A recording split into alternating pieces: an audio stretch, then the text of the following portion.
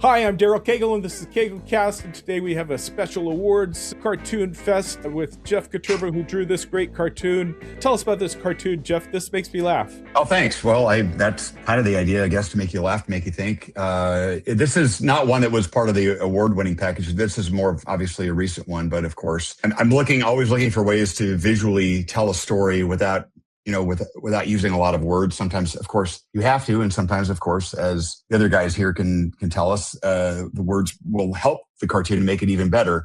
This is one that's just a good visual, and we're always kind of playing off of these visual, I guess it's a visual pun, maybe a visual joke, but something visual that you can immediately identify. Everybody knows the Pope's hat. Well, that's hilarious. No, thanks. But that image though of the "Here's Johnny" thing, I think it's in the culture that even if you haven't seen the film, you know the reference. Well, we draw from newspapers. We're not drawing for anyone that wouldn't know The Shining. True. That's right. People just know it from memes, though. Like, as the culture of memes. Exactly. My kids have seen probably those memes, but they've definitely never seen The Shining, or I hope not. Oh, this is great, Jeff. Is this one of your award winners? No, we're still. These are recent ones. So the award winners were from last calendar year. So this is of course just from maybe a month ago or so. So I should mention this is our awards show for the National Headliners Awards. Jeff at the bottom of the screen won the award this year, and the two runners up are Rick McKee and Adam Zyglis. Adam Zyglis, who won it last year, and we love this award now that the Pulitzer Prizes for editorial cartoonists have gone all to hell. And delighted to have you guys here. Thank you. Thank you. Let me also introduce Rick McKee, who is in the middle there. Rick, this is a wonderful, funny cartoon. I appreciate it. Thanks. Obviously take off on the famous painting of Washington crossing the Delaware. And I did this last year when Trump was insulting Zelensky in the White House in the Oval Office. And, that guy's a hero as far as I'm concerned. So that's where I was going with that. I think he's a hero, too. This is one of your runner-up cartoons in the Headliners Club. Yes, it is. And here's another one from your runner-up batch. And this is hilarious, too. The Art of the Iran Deal. Pleasure doing business with you. That's hilarious. This one's actually more recent. This is just from a few weeks ago. So, Trump thinks he knows how to be the deal maker, and he's just getting run over with this Iran situation. It's impressive. You made me not want to just throw up in my mouth with a. You almost want to smile at a new Trump there, which is difficult. You can't look away. Anytime I can draw Trump naked, that's what I try. You could have just left his necktie on and nothing else, and just have that. Well, anyway, okay. Cover. That's true. It's funny on the web, on YouTube, people love all the Trump bashing, but in the newspapers that actually pay the bills, they don't like those Trump cartoons. I was interested in your submission for the awards, Rick, because it was all Trump. And yes. Your other cartoons get reprinted, but the ones that win the newspaper award, those are all Trump. I think that speaks well for the newspaper award people. Yeah. Adam. And I think it speaks poorly for the editors, honestly. Indeed. Yeah. So Adam, you won the Pulitzer before they got rid of it. Under the Wire. Got in before they changed it to right. So it's your fault, Adam. Right. Yeah. They demoted you to an illustrator. Right. I mean, it's frustrating because I thought Anne, telling us had won, but that was like an anomaly, like last year, not this year. And it seemed almost like a statement more for the Washington Post and Bezos. So you never know. Every once in a blue moon, apparently, they'll give it to an editorial cartoonist. But it seems like they're enamored by the illustrated reporting, entries. This cartoon, though, I did was early, like January, I think, 2025, just kind of the year of the snake. But I always wanted to have him as a snake just because of how much he talks about that parable of the snake, and all of his campaign stump speeches and everything. And how could you not? That's a great image. I love that image. Yeah, that's great. He loves the gold. Yes. Yeah, he's drawn. Well, yeah, he's going after the gold. And it's always a challenge drawing the Statue of Liberty, especially if you want to try to show it full size, as you guys know, because it's like but you can infer it, of course, as you did so wonderfully there, Adam. The essential parts, yeah. The essential parts, and it's so iconic.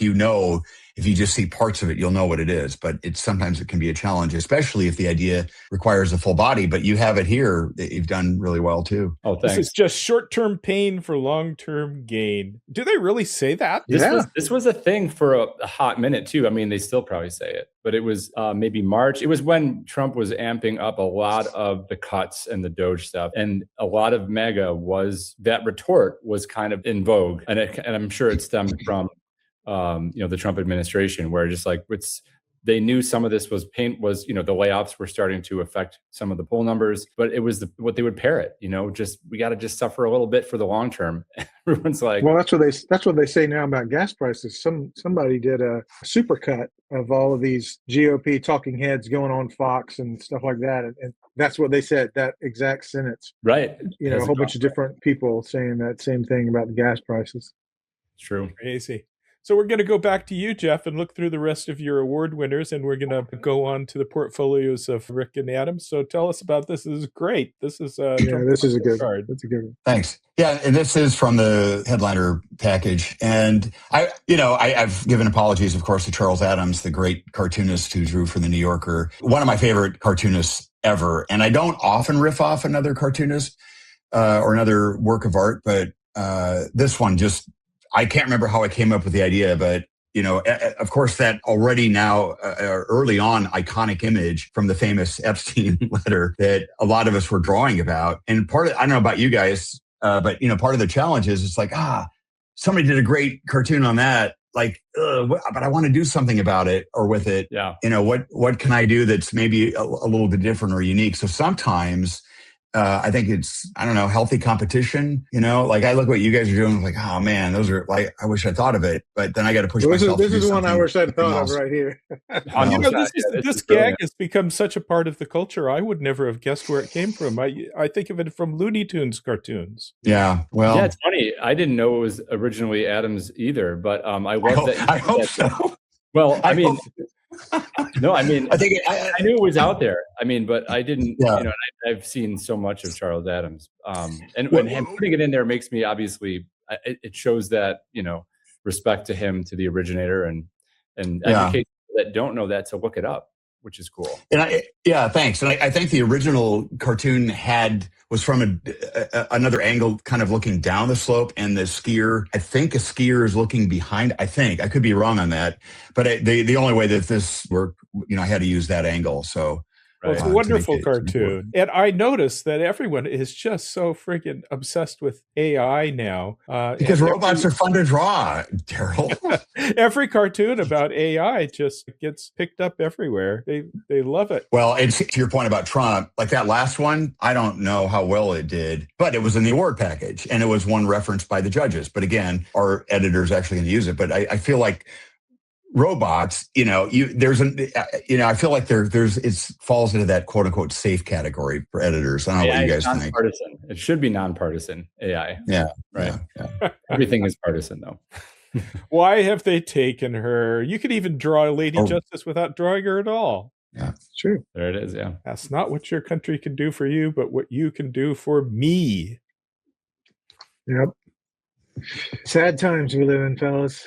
True. And with that one, I wanted to play with the color a little bit, kind of that, I didn't use a sepia tone, but just something sort of. I like that. Yeah. Classic. And then, exactly. Yeah. Playing with timeline. Yeah. First I'll bomb them, then I'll gaslight them.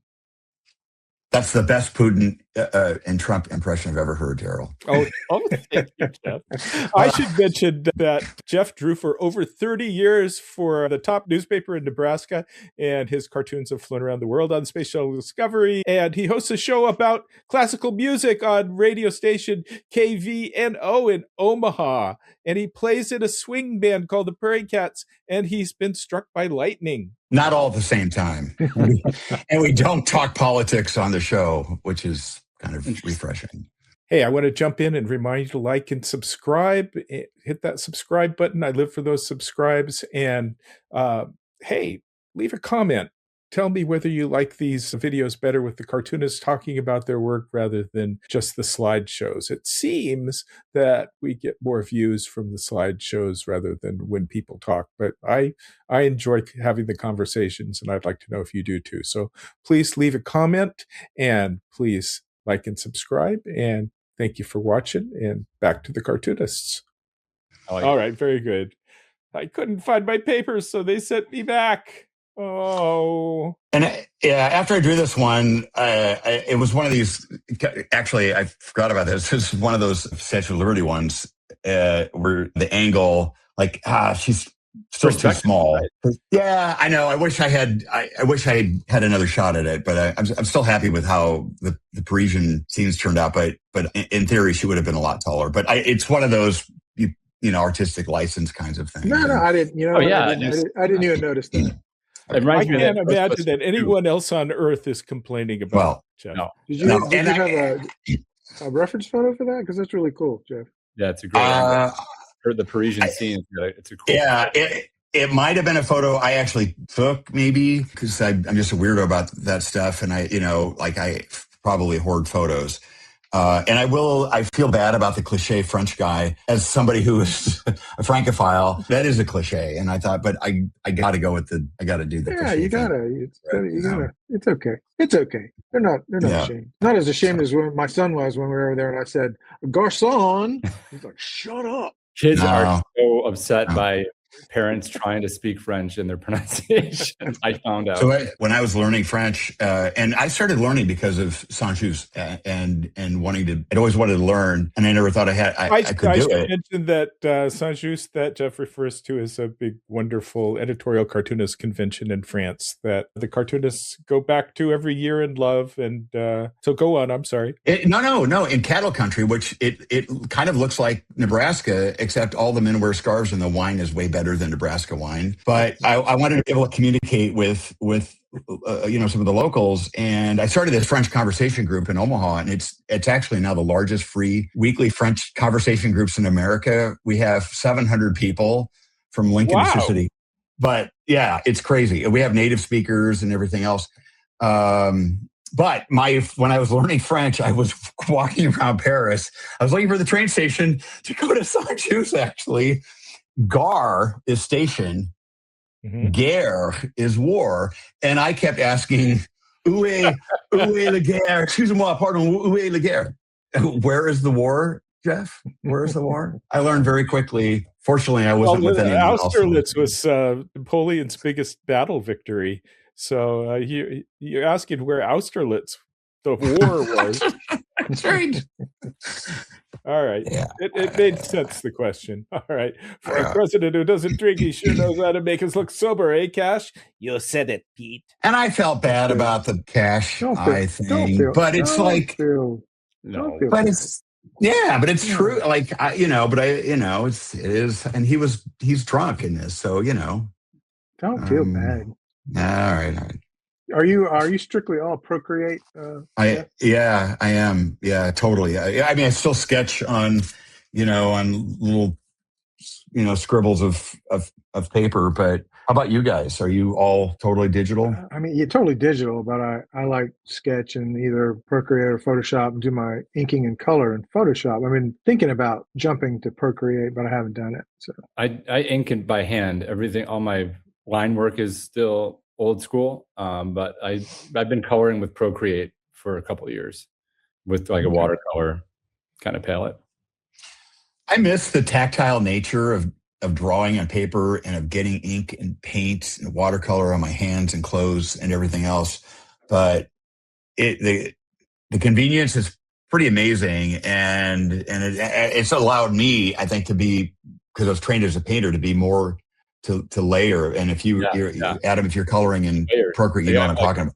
Yeah, 15 to 20 layers often, which is I love coloring on Procreate. But every couple months I try out to see if they have new brushes for inking, and I've yet to be happy with. I've done a couple published cartoons and published works fully, the ink as well in Procreate, but I haven't made a switch because I still enjoy the happy, like perfect line that I get. So maybe at some Are point. you drawing with microns, or are you drawing with a Winsor Newton brush, or mostly microns on like a Bristol board? But it's hard to get like good quality Bristol board now. I find the quality isn't quite as quality good. Has gone down. It's true. So tell us about this one, Jeff. Well, it's the tackiness of regardless. The whole thing is insane. The whole thing. Did you guys all, watching it live? I don't know if you guys watched it. It was so bizarre. And then, of course, it's Trump. So, of course, it's going to have another surreal chapter immediately following where he's giving this press conference and immediately going to the ballroom thing. I saw some of the stupid press conference. Yeah, like they were too, right. That's where you get all the conspiracy theorists because, one can conceive a gunman could somehow make his way into the correspondence dinner and something like this could happen. But all of a sudden, how they so quickly turned it into calls for a new ballroom, had everything ready to. I mean, if he would just shut up for 2 minutes, not possible. Assassination attempts seem to energize him. Right, this is true. The poll, was sagging in the polls, so yes, that's right. Yep. She redacted her heart X-ray, so we don't actually know if she has one. Oh, that's nice. Thanks. Very nice. That was a fun one. It was a fun one to do. Yeah, and I didn't realize I hadn't really drawn her that much. But I when I was drawing her, I realized she kind of has the look of the Grinch a little bit. I hadn't thought about it. It's funny. I don't know about you guys, but when you're drawing a caricature, does stuff come to mind that you didn't notice when you're actually so focused on the drawing? Like you notice new things, or definitely. I'll use photo references or videos angles that I haven't seen about that person before. Grinch is funny. I think she's pretty. Objectively, she's pretty. Yeah, she's objectively pretty. But she, if you consider the whole person, it's that's right. Jeff was just more than soul. All right. So if you were if you were single, and she was on a dating app, you saw her face. Okay. This is just for me personally. I don't even know if anybody ran it, but it was just that I don't think it's still even there. But that brief time when we were seeing all these AI generated caricatures that were just. Oh my God, so awful. Our unsolicited submissions are mostly AI now. Yeah, and I was thinking about those artists, the caricature artists that hang out on Montmartre up by Sacré-Cœur and that group of, I think I looked up a photo reference of one of those guys sitting on a little stool. Ice under the bed. This has become a classic too. Yes. So Rick, we switch to you. Rick is brilliant. Rick also draws the Pluggers comic, and he drew for decades for the Augusta Chronicle, and he's mega popular, and we love you, Rick. Oh, I love you too. And this one was just, I think it's self-explanatory. This was when RFK was having his nomination process, and this was also part of my headliner portfolio. So, who can resist Escher? It's great. No winning for him. Yep. Now is the time for peace. That was the first blow on Iran. So that was last summer, also part of the headliner portfolio. So, this was when he was going around lobbying actively for the Nobel Peace Prize. And it was just ridiculous. Rick, everything about that drawing is absolutely gorgeous. That the chain, the bomb, the seeing him from behind, and the inside of the necktie, kind of twisting in the wind there, and his hair almost like devil's horns. There's and it's the feet coming up off just beautiful. I appreciate it. And your color texture. Nice. Great color palette, yeah. I have mixed feelings about Iran because they are so darn evil. They just killed 35,000 people before Trump went in there. Well, that's the thing. I appreciate the sentiment, if not the planning. Well, I haven't met anybody who is legitimately pro-Iran and pro-Iranian regime, and there's a reason why all these other presidents didn't do what Trump is doing, is because they knew that this was going to happen, and if he had a plan. So when all this first started, I was like, where do I come down on this? Because I'm not pro-Iran, and but as time went on, and my initial reaction was, I just don't think he's thought this out enough. I don't think he's planned this enough, which ultimately turned out to be true. He had absolutely no plan. He thought this was going to be like Venezuela. And now he's stuck in this thing and can't get out of it. And he'll probably just walk away from it. And Iran will be, the same as they are, or maybe even better if they control the Strait of Hormuz, which is now a major negotiating point, which wasn't before this thing started. What's the old is it Bill Malden or Herblock, to paraphrase that cartoon, let's declare war and get the hell out, or whatever that cartoon was. Rick, I have a question for you. Why this gorgeous drawing, why did you decide to not do an American flag with the color? Is that an American flag? Maybe that's not. It looks like it's meant to be a flag. Well, I was looking at some bomb photo reference, and I think that's how it was on the bomb. It's just more of a stenciled black flag right on the side of it. Smithsonian Museum fixed it. This was a double whammy for newspapers. If you ever draw a Klan reference metaphor, they never print it, and when you draw Trump, they mostly don't print it. So you got two strikes here, but it won you the runner-up in the award with these more forward-thinking editors. And you can't post something like this on Facebook either, or you'll automatically get thrown in Facebook jail for 6 weeks. Could be. Crackers only. This is great. I when I drew this, I knew nobody was probably going to run this, but I said I got to do it. It's funny. Super timely. It was in my portfolio, so these are all your portfolios of runner-up cartoons. Yes. Department of War. Hey, which way to the Nobel Peace Prize?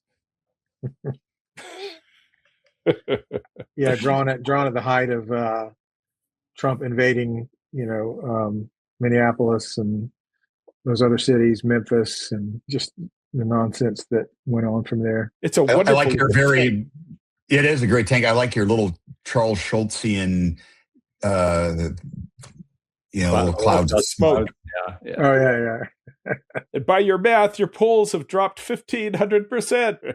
Yeah, that's a more recent one there. Just a few, like last week, I think even. And I see the joy in drawing his huge head in his tiny hands with the Band-Aid. That's hilarious. And his spray tan, the way you got his big giant bunchy head with that bright orange with the contrast at his neck, it kills me every time. I've been talking to Jack Oman, and we've been just laughing about his neck waddles, so we've been trying to get that in there. Oh, yeah. That's the new wrinkle. Which I'm really thinking back to that other cartoon, Rick, of yours where he's naked holding the ceasefire strategically, where he's holding it. Considering what we just talked about, I'm glad you were covering that area. I don't want to even think about it. Yeah, we can see that.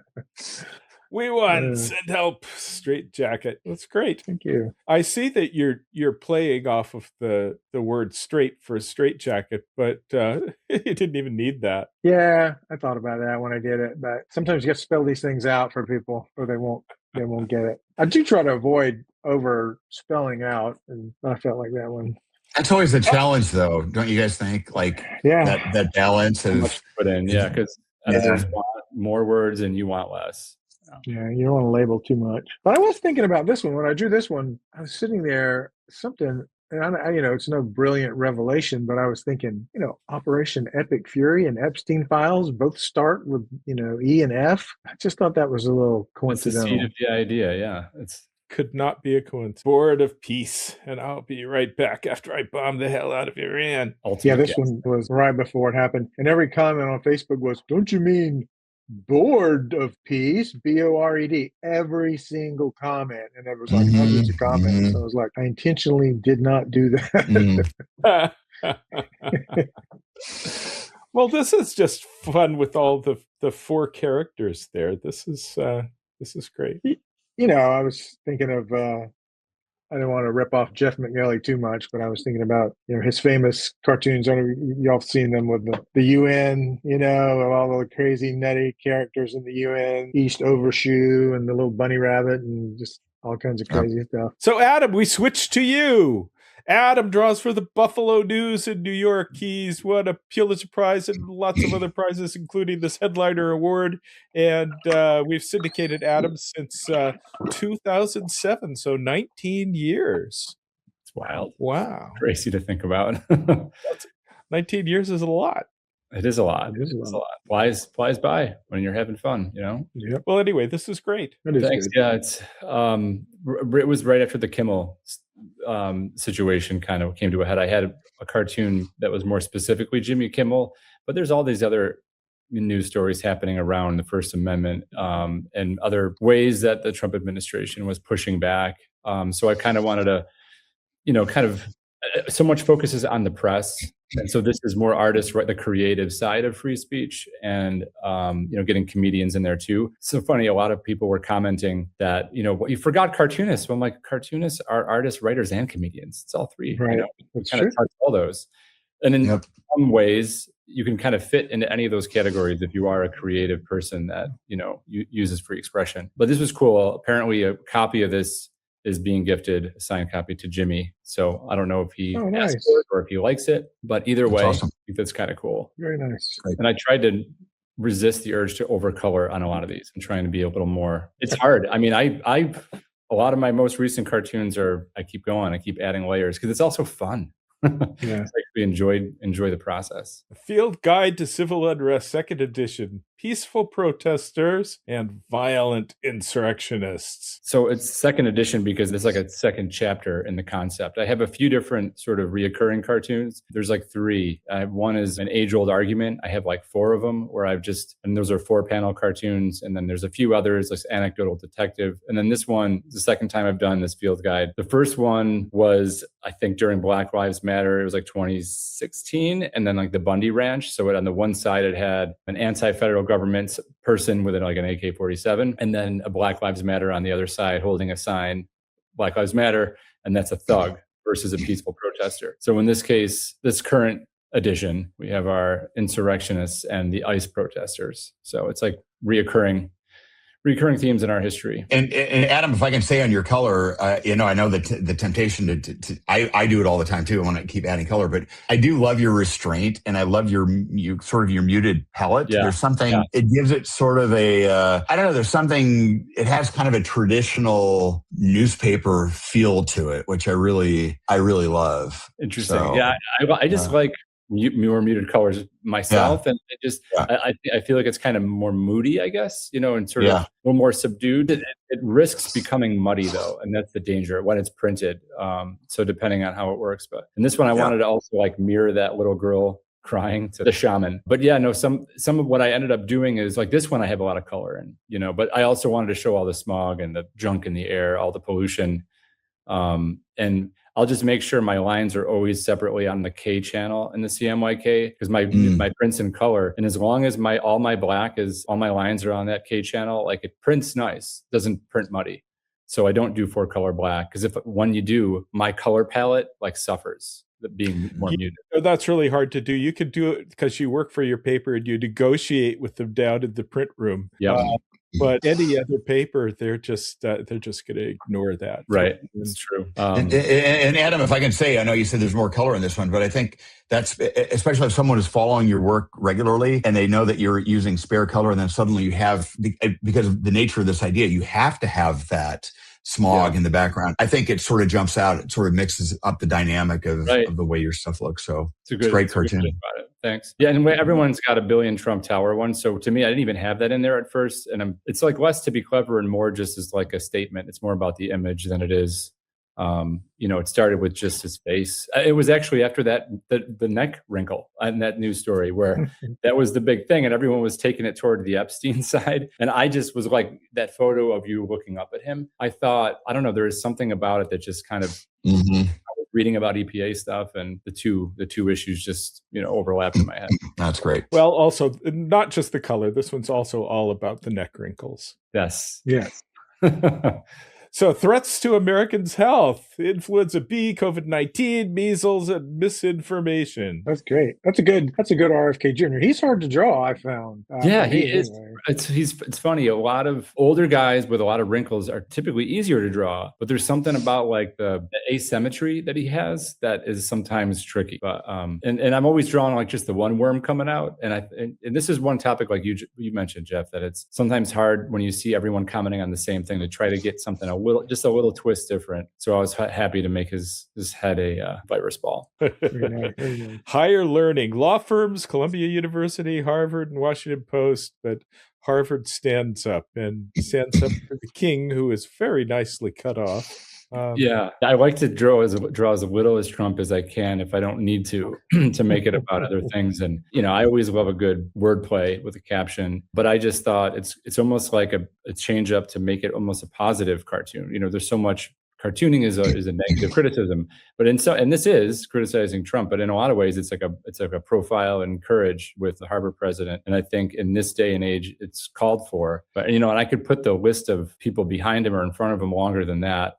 But those were, at the time I drew the cartoon, those were the three big sort of news stories. Especially Bezos too. I was happiest with his little look back over at that was my favorite part of the cartoon. It's not being happy with him standing up. I started watching All the President's Men again last night, and it just reminds me of how far the Washington Post has fallen. What a shame that is, what's become of that paper. Also, Trump could do all that stuff now and nobody would care. And nobody would care. That's the other thing. That's the other thing I was thinking. Oh, he's done far worse than nobody cares. Yeah. Sure. It's just... Suddenly Nixon seems... Oh, Nixon. Yeah. Right. Because he had some type of moral standards and admitted, when he was wrong. And this one, I'm a sucker for a good painting reference. I'm a huge fan of Wyeth, of this painter. One of my favorite paintings, Christina's Gold. I was really trying to make it almost more of like a somber, kind of sad, really. It's just outside looking in, like it's his followers, all of us, but Trump supporters, a lot of them are poor and being punished by tariffs and oil prices and cuts to, this was not long after also the SNAP cuts, which a lot go to rural, Republican districts. And, meanwhile, he's building this like gold-clad, extravagant ballroom that will benefit none of them. So I just wanted to show that disconnect, that somehow, capture that sort of, and that isolation that really they should be feeling. Nice. Quiet, Piggy. It's funny. This was not in the headliner one. That one of the four guys hanging in chains where short-term pain in the beginning of this podcast. That was one of them. This one I didn't put in the contest entries this year for some reason because I just thought everyone's got a Quiet Piggy cartoon and there's going to be 100 Quiet Piggy cartoons, but you couldn't resist having them at the trough. I did put it in one or two contests. The one Molly Prize, that recent one, that one had it because there's so few cartoons it had, and this qualified for 2 issues. I got the reporter asking about Epstein, and then I got him enriching himself and his family with the crypto and gifts and all that. So I feel like when these contest entries, they have like very few that you can submit, like the cartoons. It's tough to choose. It's tough to choose, and so some that like kind of straddle 2 issues, check 2 boxes. Yeah. Those can work. Headliner was what, seven cartoons? Like you think about 7 out of all that you draw in a year. How do you 20 is good, and then 15 becomes a little tougher. 7 is really tough. This Molly Prize was 4, and I'm like, that's just rolling the dice here. There's going to be a new contest where you can just submit one little line, just a corner of one of the cartoons. Corner of your cartoon. Berryman is like 5 or something too, I think. Making national parks great again. Arches, Crater Lake, Death Valley, and Kings Canyon. This is close to my heart because I love the national parks, and we are the last 4 to 5 years been taking our kids to see all the national parks, and they love to hike. So the year before I drew this, we went to Arches and all the Utah parks, and we're just blown away. So to me, it's just so senseless. Like and the savings you'll get from this is so minuscule in the grand scheme of things from slashing these budgets. So and this was another one where I could get several. I think in the age of Trump, I've realized I've had some of these cartoons where I'm like, I have a list of topics because everything happens so fast that I haven't touched X, Y, or Z. And then I'll find a way to kind of circle a couple of things, kind of go back because it's almost like hard to get everything. So, this is kind of one little way where I'm like getting in, Musk in there and some of the lands he wants to open for development. So it's really kind of 2 or 3 little news stories wrapped together, which is in some ways how we can adapt in the age of Trump is because it's impossible to draw 7 cartoons a week, if you have a life. It's insane the way the news cycle and then with Trump like you said, trying to keep up. It used to be, there'd be maybe one big topic hanging around for a day or 2. Right. You'd have time to think about it. Now it's like 5 minutes and then there's another thing and there's another thing. And then readers will say, well, why didn't you draw about that? Because I only had time to draw 3 other things yesterday, not all 12. Right. Well, right. it's, when I first started, I was with a different syndicate, and they would actually mail out physical copies of the cartoons. They Same. come like, 3. Oh yeah, you're in that. Sure. They come like 3 or 4 days later.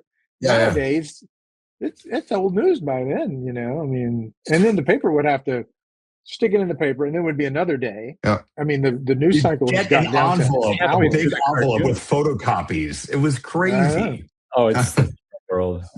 I find now that's the whole reason we were able to start our syndicate back in 2000, is that all the other syndicates were sending things through postal mail on laser copies, and we were the first one to offer them by email so that they could get them faster. And revolutionary. Well, and I found obviously for social media purposes, if something happens, if I can bang something out in an hour or two and get that thing posted up, it's going to do numbers on social media. Right. If I wait one day, people are. My editors are finally, they don't care. They'll just be like, get it up as soon as possible on the website and on social media. And even if it's printing 1 or 2 days later, they're definitely, the last few years, they're just like, it's a different beast. And years ago, they would not want that. They would want me to wait. Right. So, but that's the reality that we're in. This one here too, I like avoiding getting the full Trump in. And that particular woman there being carted, it was when everyone was disappearing with ICE initially, that like the early days. It's that Tufts University student, PhD student. She was kind of just grabbed off the street. So I was able to not have a lot of color in that one. And this one as well. I'm trying to get more white space. So the official Trump greeting cards, Donald's Secret, have arrived. Each set is yours for only $147.99. There's one for every occasion. May every day be another wonderful secret. That's good. That's really a card for every occasion. Everything that works. I mean, think about it. That works for every single occasion. I mean, and this is one of those topics that, like Jeff, like you were saying, you found that really clever way to with the skiing cartoon to sort of get at an issue that everybody's drawing about the same thing. And, I just try to twist this in a way that he likes to own. He never apologizes about anything. This president, he always tries to turn everything into a positive or a way to monetize, a way to make money. And, why not add this to the list of things? Just get his hand in there. I don't have to draw. And it's great. And again, it's great because we don't see Trump. We just see the small hand. We know that it's him. Right. Yeah. You got the little T cufflink. So. Yeah. It's just peeking out. Yeah. Nice. Well, gentlemen, that is all the cartoons we've got. We're at the end. Do you have any last words? It's fun seeing you guys. Yeah, it's great to see you guys too. I feel like we don't gather that often anymore. So this is a nice little reunion for a couple of us. Sure, yeah, it is. Great to spend time going over, some great work, excellent work by my colleagues, and it's a lot of fun. Excellent. Hey, that's it. Remember to like and subscribe and leave a comment. Please leave a comment. I'd like to know if you like these conversations or you just want the slideshows. So tell us in the comments, and I'll see you next time. Thanks.